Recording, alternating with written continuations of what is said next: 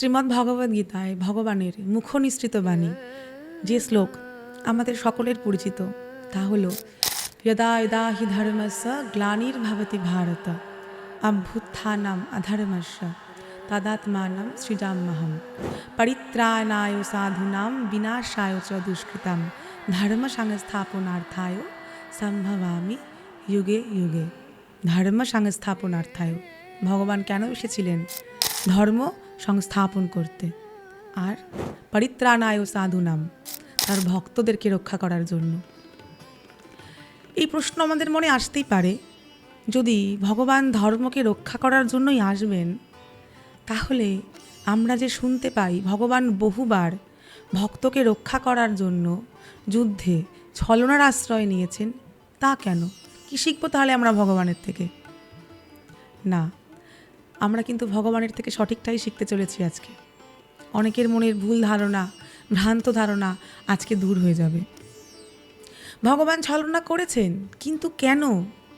আদেও কি এটা সত্যি ছলনা, নাকি ধর্ম সংস্থাপন করা? যে যেরকম তাকে সেই ভাষায় উত্তরটাই কিন্তু ভগবান দিয়েছেন।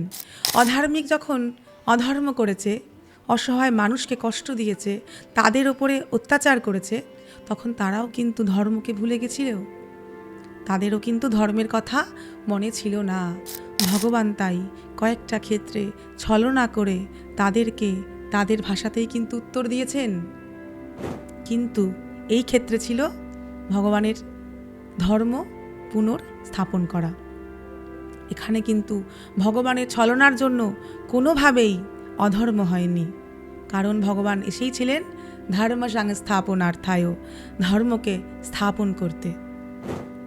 ভগবান কয়েক জায়গায় প্রমাণ দিয়েছেন যে তিনি তার ভক্তকে রক্ষা করার জন্য ছলনাও করতে পারেন, কারণ তার ভক্ত সরল, তার ভক্ত ধর্মের পথে হাঁটছে, কারণ তার ভক্ত ধার্মিক। ধর্মের সঙ্গে থাকাই কিন্তু ভগবানের কর্তব্য। আজ কয়েকটা উদাহরণ দেব যেখানে ভগবান ছলনার আশ্রয় নিয়ে অধর্মকে পরাজিত করেছেন এবং ধর্মকে জিতিয়ে দিয়েছেন।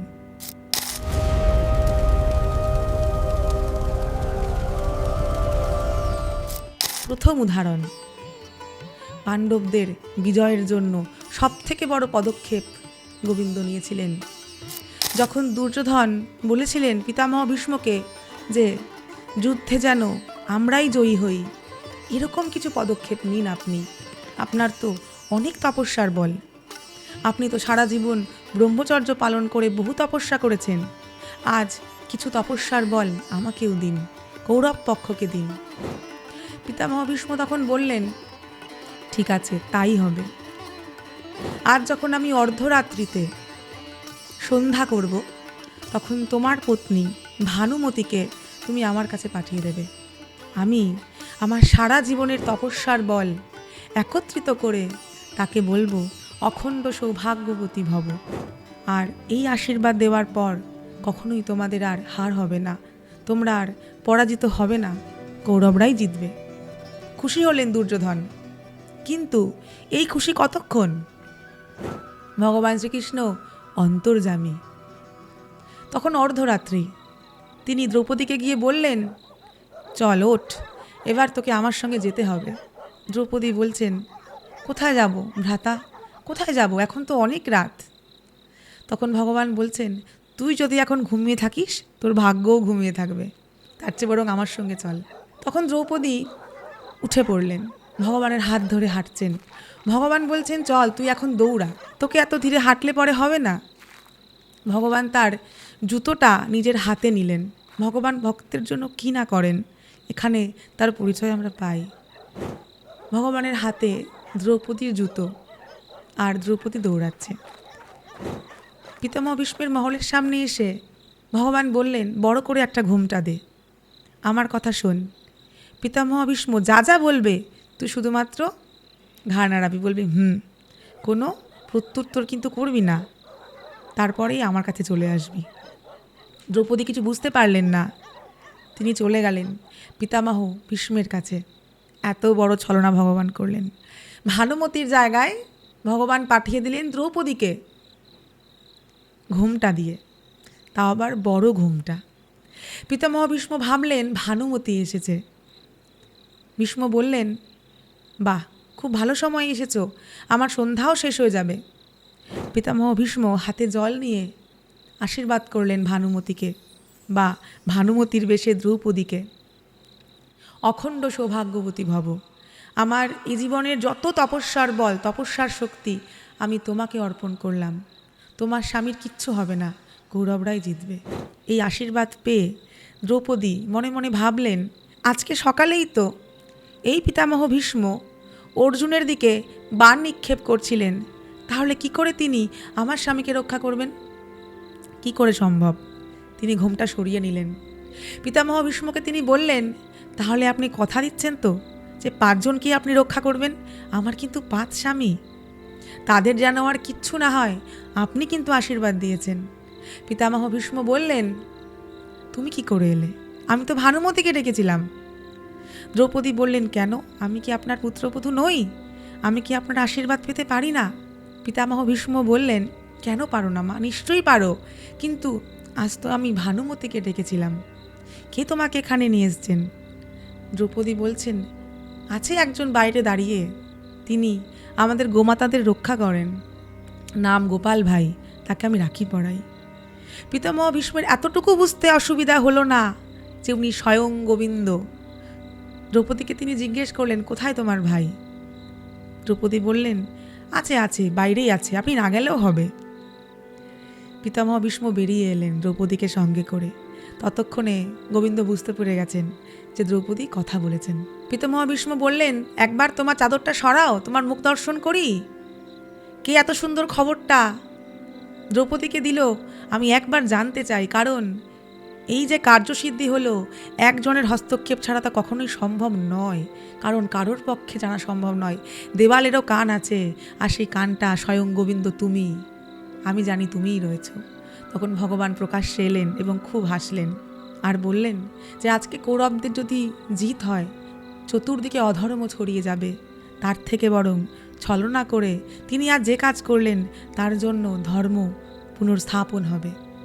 ভগবান কিন্তু এখানে ছলনা করলেন, দ্রৌপদীকে ভালোবেসে, অর্জুনকে ভালোবেসে, পাণ্ডবদেরকে ভালোবেসে, আর ধর্মকে ভালোবেসে। আর যদি ভানুমতি সেখানে উপস্থিত থাকতেন, তাহলে কিন্তু জয়টা কৌরবদেরই হতো, পাণ্ডবদের হতো না। আর পাণ্ডবদের জয় তো হতোই না, বরং অধর্মের জয় হতো। তা কখনোই এই সংসারের জন্য ভালো হতো না। আরও কয়েক জায়গায় দেখা গেছে ভগবান শ্রীকৃষ্ণ ধর্ম সংস্থাপনের জন্য ছলনা করেছেন। তার মধ্যে অন্যতম ঘটনা হলো দ্রোণাচার্যকে বধ করা। দ্রোণাচার্য, যিনি পাণ্ডব এবং কৌরব উভয় পক্ষেরই গুরু ছিলেন, তাকে বধ করা খুব কঠিন ছিল। কিন্তু দ্রোণাচার্য পুত্র শোকে অন্ধ হয়ে গেলেন হঠাৎ করে। কিভাবে? বাণ তিনি নামিয়ে নিলেন, কিন্তু কখন? হঠাৎ করেই মহাভারতের যুদ্ধক্ষেত্রে একটা হাতি পাগল হয়ে গেল। তখন ভগবান শ্রীকৃষ্ণ বললেন, ভীম, এই হাতিটির নাম তুমি জানো? ভীম বললেন, হ্যাঁ, এই হাতিটির নাম অশ্বত্থামা। ভীম তখন বুঝতে পেরে গেলেন ভগবানের ছলনা।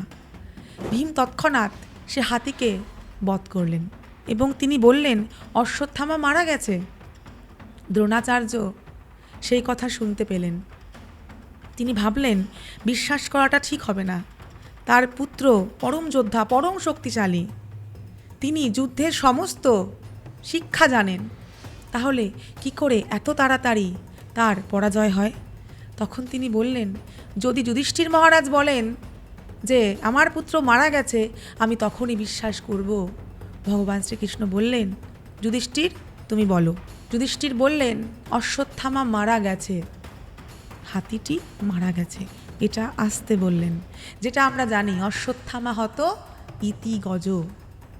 এই কথা শুনে পুত্র শোকে বিহ্বল হয়ে, বিরহে তিনি সমস্ত বাণ পরিত্যাগ করে যুদ্ধক্ষেত্রে বসে পড়লেন।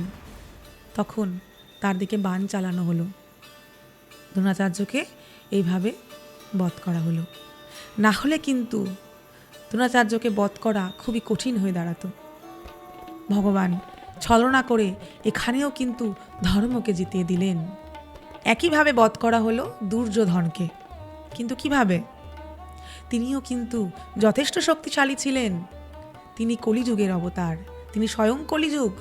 মহাভারতের যুদ্ধের সময় হঠাৎ করে গান্ধারী ডেকে পাঠালেন দুর্যোধনকে। মা গান্ধারী বললেন তিনি মহাদেবের থেকে আশীর্বাদ প্রাপ্ত হয়েছেন, তার দিব্য দৃষ্টি আছে। এতদিন তিনি চোখে একটা বাঁধন রেখেছিলেন, কারণ তার স্বামী অন্ধ। পতিব্রতা নারীর ধর্ম তিনি পালন করেছেন।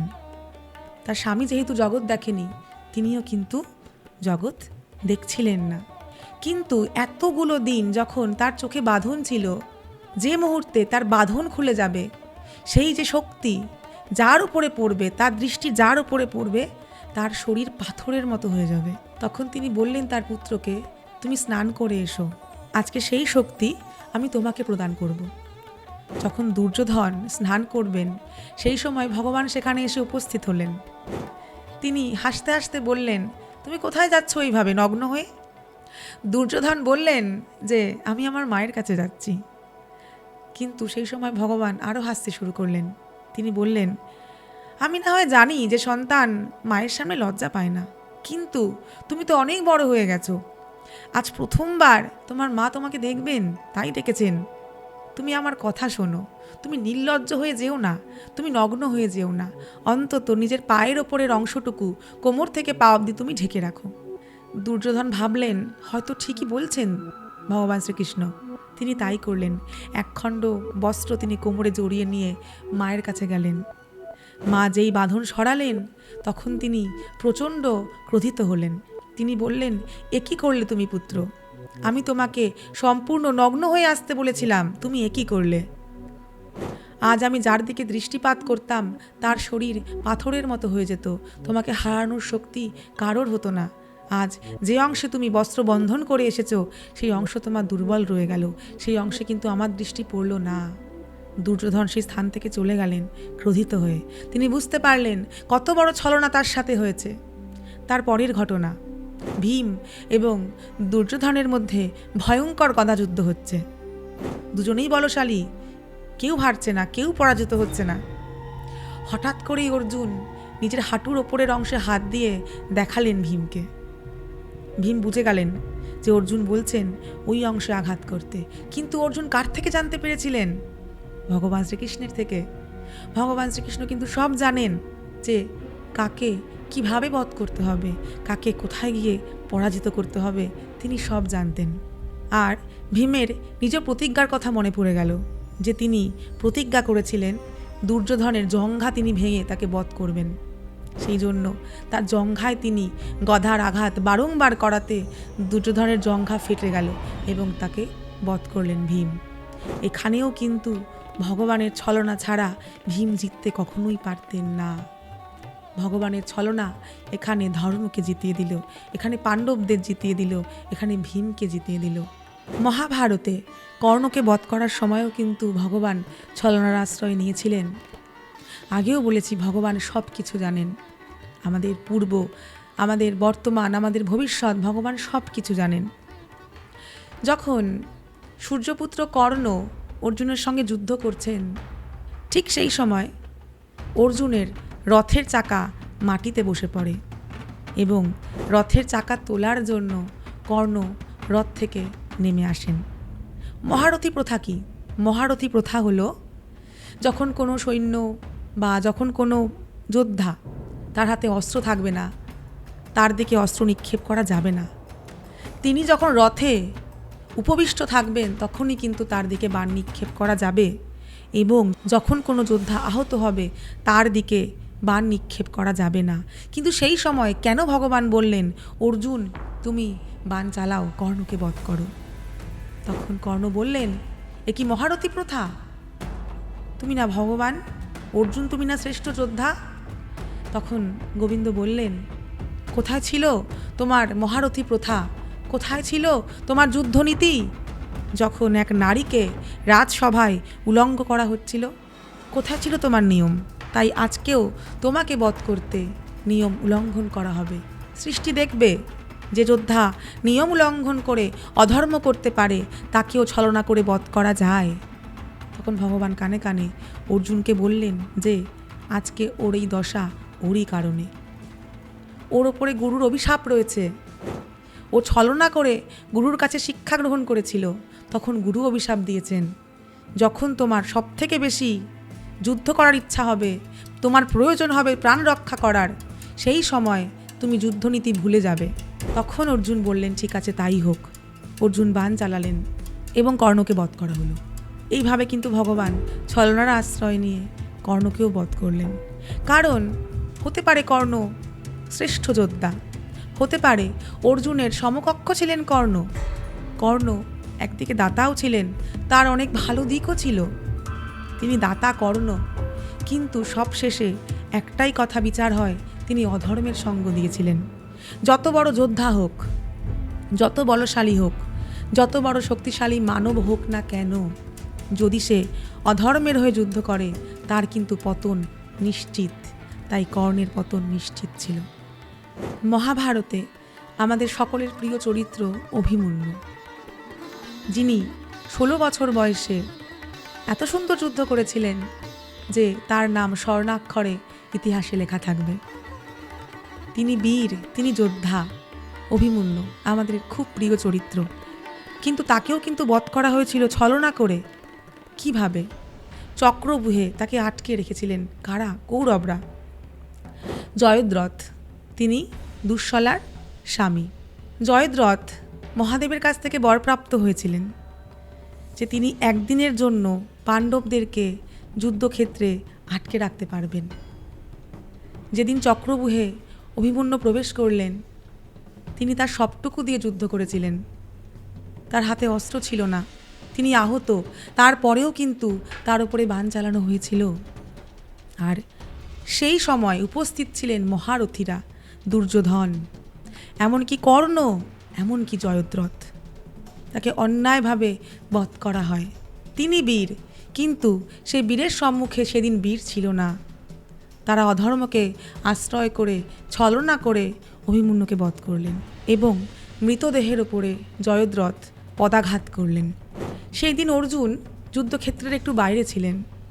ফিরে এসে তিনি জানতে পারলেন অভিমন্যুকে অন্যায়ভাবে বধ করা হয়েছে। তখন তিনি প্রতিজ্ঞাবদ্ধ হলেন, পরের দিন সূর্যাস্ত হওয়ার আগে আমি জয়দ্রথকে বধ করব। আমি জয়দ্রথের জন্য চিতা সাজাবো, না হলে যদি না পারি সেই চিতায় আমি নিজে শায়িত হয়ে যাব। ভগবান তাকে বললেন, এ তো অসম্ভব, কি করে সম্ভব? এরকম প্রতিজ্ঞা তুমি কেন করলে? কিন্তু যতটাই অসম্ভব হোক না কেন, ভগবান ভক্তের জন্য সব কিছু করতে প্রস্তুত, এমনকি তিনি ছলনা করতেও প্রস্তুত। সেই দিন জয়দ্রথকে সবাই লুকিয়ে রেখেছেন কৌরবরা। জয়দ্রথকে পাওয়া যাচ্ছে না, সন্ধ্যা হয়ে যাবে। ভগবান কি করলেন? ভগবান সুদর্শন চক্র দিয়ে সূর্যকেই ঢেকে দিলেন। তারা ভাবলেন সন্ধ্যা হয়ে গেছে, সবাই বেরিয়ে এলেন। সবাই অট্টহাসি হাসছেন। কি হলো যুদ্ধ করে? কি হলো ভগবান শ্রীকৃষ্ণকে সঙ্গে নিয়ে?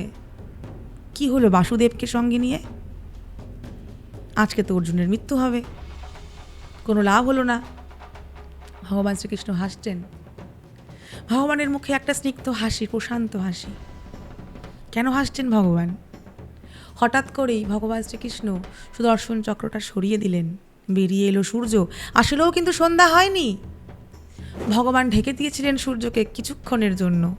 তখন ভগবান আদেশ করলেন, অর্জুন জয়দ্রথকে বধ করো।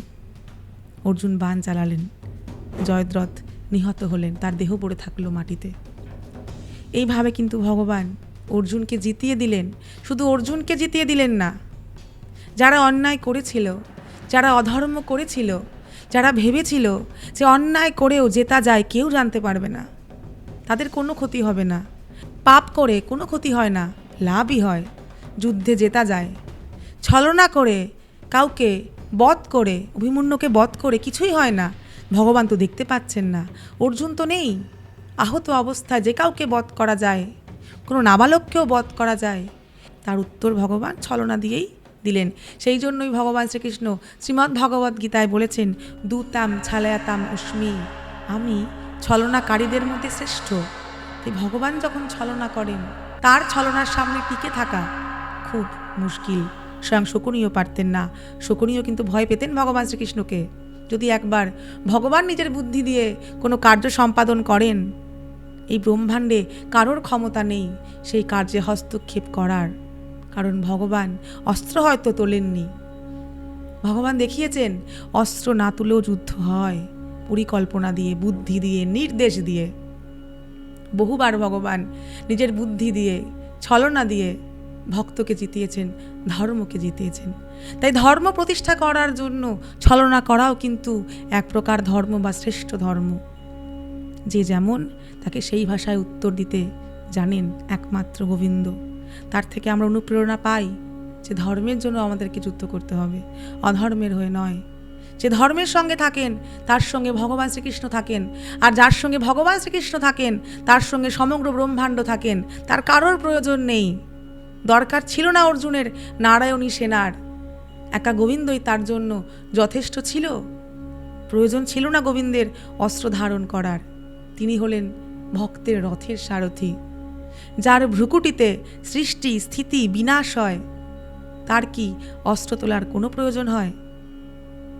তাই ভগবান ভক্ত বৎসল, ভক্তকে রক্ষা করার জন্য তিনি সব দিক থেকে সমস্ত রকম প্রতিজ্ঞা ভঙ্গ করতে প্রস্তুত, ছলনা করতে তিনি প্রস্তুত। কারণ তার উদ্দেশ্যই পরিত্রাণায় সাধুনাম। সাধু কারা? তার ভক্তেরাই তো। রাধে কৃষ্ণ।